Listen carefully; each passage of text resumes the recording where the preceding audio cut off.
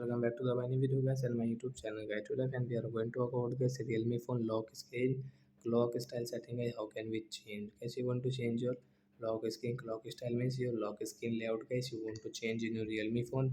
So my how can you change today? I will show you in this video guys. So first of all guys, open your phone setting to change your lock screen setting. Then guys scroll it. Once you can see home and lock screen guys, tap here and guys scroll it.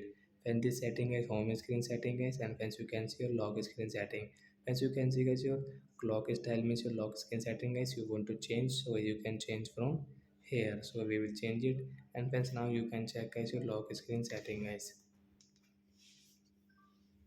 So lock screen layout has changed in Realme phone. So like that guy, we can change lock screen layout in a Realme phone. So that's it guys. Thanks for watching the video guys. Bye bye friend. We will meet on the next video. And friends, to went out guys, rated to guys your log and home screen setting guys. You can ask me in comment section. I will check. I will help you. And guys, sorry for that sound guys. I am really sorry. Ignore this sound guys. Focus on only video. Bye friends, and again sorry.